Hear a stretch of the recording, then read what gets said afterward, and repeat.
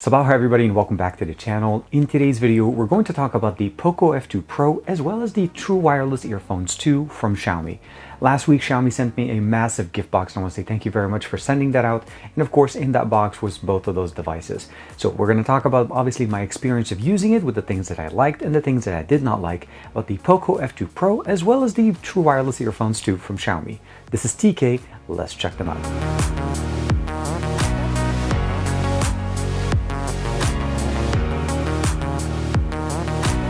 Like and subscribe and make sure you hit that bell icon so that you're always notified whenever we have new videos on the channel. First thing first, we'll notice that the Poco F2 Pro is obviously an upgrade to the first generation Poco F1. And of course, the price point is a little bit higher, but the feature set is definitely jumped up from what we saw the first time a few years ago. The display that we have here is a 6.67-inch AMOLED Full HD display, and it is an HDR10 Plus display. And of course, one of the main things that a lot of us will probably appreciate is the fact that it is also a flat display, which means no curving and of course no issues on the side, false, any kind of ghost touching or anything like that. The display is absolutely gorgeous, but it also seems like it's missing something as far as the camera. We have no punch hole camera, no teardrop, nothing in there in the actual display that kind of messes or even gives you any inclination that you're going to not see something on the display. The camera itself is actually present right here at the top. It's a 20 megapixel front-facing pop-up camera that we need to obviously turn on by just turning on the front-facing camera. Now the device supports front-facing, let's go ahead and lock it up. So here it is, swipe up, unlocking, face unlocking, as well as in-display fingerprint sensor, and the display sensor is actually pretty good. That gives us access to obviously some customizations in here, but again, the display is one of the best parts obviously of this device.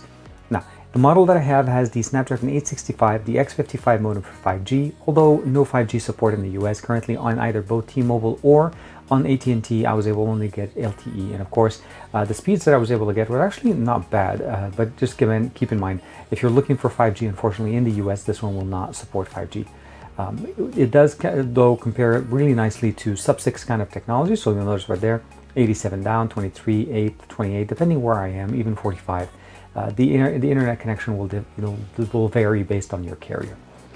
But let's go ahead and talk a little bit more about one of the things that we definitely appreciate about this device is, of course, the UI or the interface that we're using. Now, this is running MIUI 11, running over Android 10.0, but we're not running the MIUI launcher, we are running the Poco launcher. Poco launcher are actually one of the better versions of MIUI launchers because it includes an app drawer. Not only a standard app drawer, but it also is a categorized app drawer that automatically categorizes your applications. Search button is at the bottom, which is where it should be whenever we're looking for anything. And of course, we can launch recent applications. Access to the Google Feed on the left, and of course, swipe down to open notifications, swipe up to open up the app drawer. All of these things really nice directly within the Poco launcher. And of course, we can customize it even more by changing the actual icons, wallpapers, widget, and of course settings to be able to do transitions, locking the wallpaper, lock screen, but the app as configuration, app drawer, home screen, notification badges, of course, double tapping to turn on, all of the things that you can expect from a custom launcher, let's say even close to what we get with Nova. Android 10.0 gestures are obviously present right here in dark mode with Android 10.0, really nice. Now, Xiaomi did promise that they were going to be releasing Android 11 beta with MIUI 12 on this, so obviously if you're looking to be able to try that out, this is going to be one of the devices that you're going to be able to appreciate. We talked about the 20 megapixel sensor on the front. On the back, we have a quad camera setup, a 64 megapixel sensor right here on the bottom left, a 5 megapixel, they're calling it a telemacro, essentially a telephoto macro lens.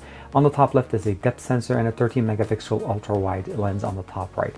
Maximum resolution here for video is going to be 8K, yes, 8K with the Snapdragon 865, and of course 4K 60 as well, and some of the other resolutions that we're able to see. The front-facing camera, unfortunately, is only capped at 1080p 30 frames per second.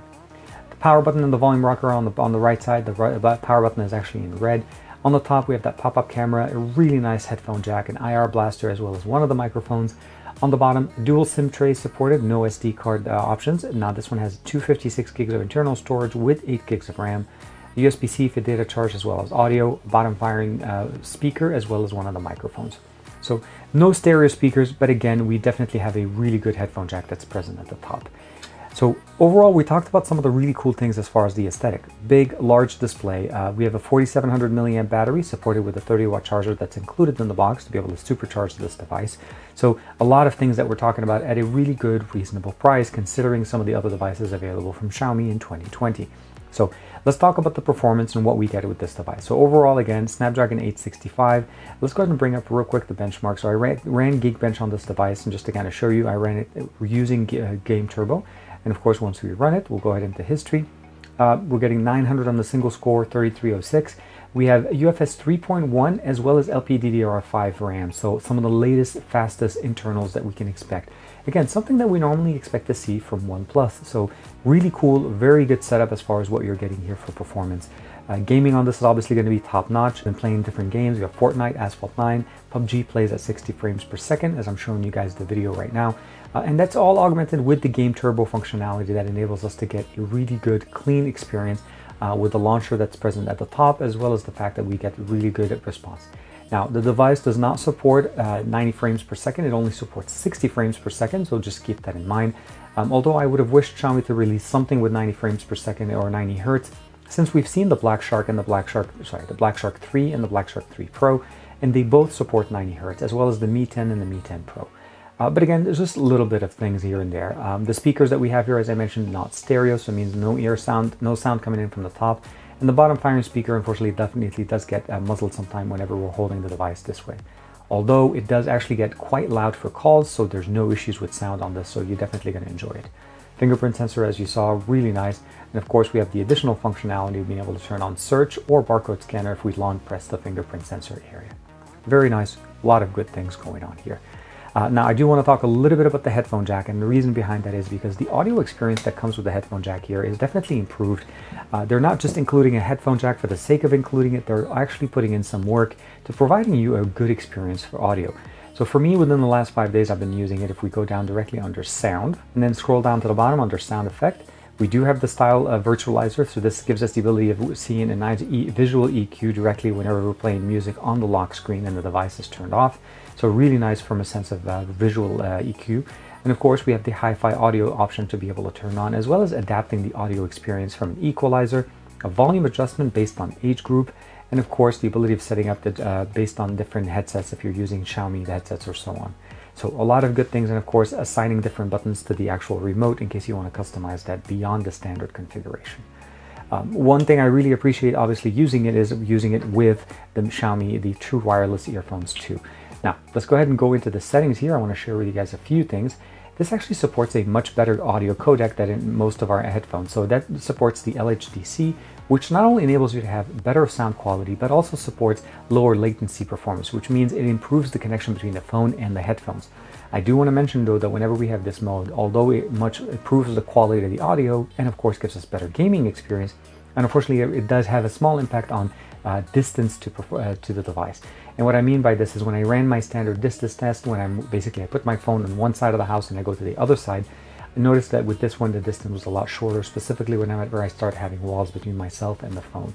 Although once I disabled it, it was pretty simple and the audio performance came back. The thing you want to keep in mind with these headphones is that they're rated to go up to 14 hours with with basically the entire battery and the headphones' battery. And you can see here, once you turn them on, you're able to see the interface here, giving you a battery percentage on everything. And of course, whenever we're using them independently, we're able to get up to 4 hours. In my experience, within the last 4 to 5 days, I've been able to get maybe about 3 hours at roughly about 60 to 70% volume level. And the reason why my volume level has been a little bit higher is because these headphones are actually in ear. So they sit in the ear, but they don't actually block the outside noise. And again, they're very similar to the one we've seen with from obviously AirPods, but not the current generation, more like I think which a generation ago. Audio performance is good. USB-C charging, fast charging, there's no wireless charging on the case, but they definitely sound really good. Just keep in mind, because you're able to listen or hear the external audio, you may tend to listen to audio at a higher level. So I recommend you basically not necessarily playing it at a very high level. Audio performance for phone calls, pretty good, as well as audio performance for music. You do have gesture control on the actual earpiece, so if you double tap here, you'll be able to start and stop music. It does have in-ear detection, so if you put it in your ear and your music is playing, obviously it will work fine. When you remove it from your ear, it'll automatically detect it and pause the music. All in all, these are going to be great pair of headphones for either a Xiaomi device, any Android device, or even iOS. As long as you have Bluetooth connectivity, these are going to work fine. No app requirement, and of course there's a sync button here to be able to turn them on and sync them to a new device. With all of the things that I mentioned to you guys today, there's a few things obviously that are a little bit on my mind as far as concerns. First and foremost, even though we have basically 5G on this device, it does not support 5G in the US, so that's something you want to be aware of.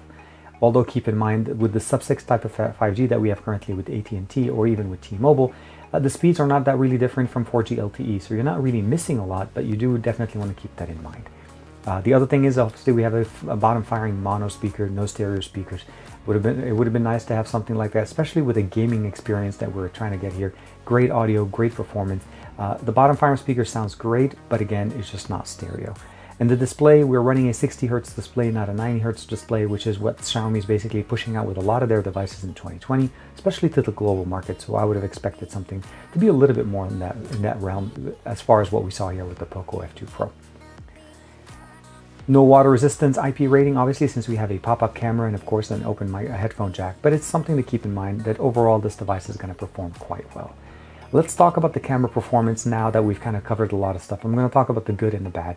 Overall, camera on this is actually going to be pretty good, and I do apologize for the blue tint. I do have some blue LEDs in the office, and that's what's causing it to do so. Obviously, if I just switch it over, we have the front-facing camera, very simple to configure. Video resolution on the front is going to be 1080p 30, on the back 4K, basically 8K and 4K 60. And I'll give you guys a quick sample in a second as far as the performance. Short video for online, for basically social media, slow motion video as well, and of course we have standard photography with the ability to go into the wide angle lens, that's the 13 megapixel, and of course going into the telephoto. So the 2x is that 5 megapixel telephoto lens. Unfortunately, it's not as good as the main sensor, which is 64, so you want to keep that in mind. But for macro photography, this is definitely going to do well, and I'll share with you guys a few images as well of that. If you want to be able to use the full sensor, you do need to jump into the 64 megapixel sensor megapixel mode. Otherwise, there's no other way of doing it. You have portrait, night, panorama, and of course a pro mode for both video and as well as for both photo as well. Video on the front-facing camera is capped at 1080p 30 frames per second, but let's not waste any time. Let me show you guys a quick sample on the front-facing and the back-facing camera on the Poco F2 Pro. Okay, so we're going to start off by looking at the main sensor in the back. The maximum resolution we're able to shoot here is 8K, although I am recording at 4K 60 frames per second right now, mostly because I think that's going to be mostly what everybody will be using as a standard video. 8K is great, but I feel like it's more for like scenic photography, not necessarily moving subjects. The other thing is that obviously that would be the maximum the 865 can perform on this device, and it's nice to see that even at this price point 8K was not disabled. Even more expensive devices using the 865 disable the 8K functionality. Let's switch over to the front-facing camera. So this is a quick sample of the front-facing video and audio on the brand new Poco F2 Pro. Now, the maximum resolution is 1080p 30. Unfortunately, there is no 4K, but again, we do get 8K on the back-facing sensor. Let me know what you guys think of how the audio and video, and it's actually a plane flying around. I'm not sure if you guys can hear it. Now, you probably noticed when I was shooting at the 4K 60 frames per second that there was a lot of shaking behind me. That's because some of the stabilization wasn't turned on. They do have a steady mode, or somewhat of a gimbal style mode, that I'm using right now, and the reason why I'm walking is so that I can show you guys it actually works pretty good even when I'm walking, and also apparently, stumbling as I'm walking here in the backyard. What we get with the Poco F2 Pro essentially is a good balance between how much money you're willing to pay for a device and of course what the features that you're looking for from flagship devices that are brought down to that price point.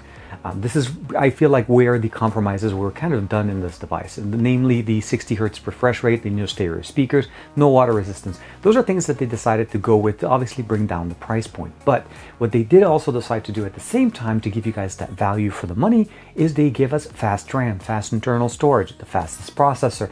They also gave us a really good smooth experience with the Poco launcher as opposed to going with the MIUI launcher. So there's a lot of little things that they've done with the Poco F2 Pro that I feel like are definitely a plus and something that should compel you if you're looking for a device to get something like this for gaming, for obviously photography, so on.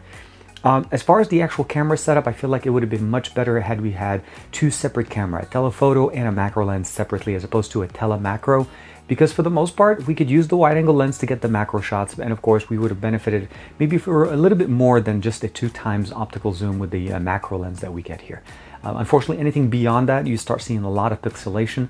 But I think other than that, 8K recording, 4K 60 recording on the back, would have wished maybe we had a little bit higher than 1080p 30 on the front. Still, these are things that I'm personally picking, but in reality, I feel like the Poco F2 Pro is a great value for the money that you're looking for as far as a device from Xiaomi in 2020. Now, when it comes to the true wireless headphones, overall the sound quality was pretty good, microphone quality was okay. I think somebody on the other end, when I was talking to my family, they said there was a little bit of a noise in the background, but not enough to actually make it so that they couldn't hear me. It was just overall kind of like, hey, we could hear something in the background. Audio distance, as far as performance, keep in mind if you do turn on that higher codec, you are going to get a little bit of a shorter distance comparison to where if you just turn it off. So for best performance as distance, you want to turn off that codec, and if you're going to be closer to your phone, let's say within 10 to 15 feet, I feel like that's going to be perfectly fine. Battery life was about 3 hours, and overall, just the overall performance of the headphones were easy. And as you guys saw, it works great with the Poco F2 Pro. Let me know in the comments below, what do you guys think of both of these devices if you're considering getting the F2 Pro, or what is your favorite color? Now, they sent me the white one, which I really like, but there are obviously some other cool colors that they release at the same time. This is TK. Thank you very much for the support, and I'll see you guys in the next video.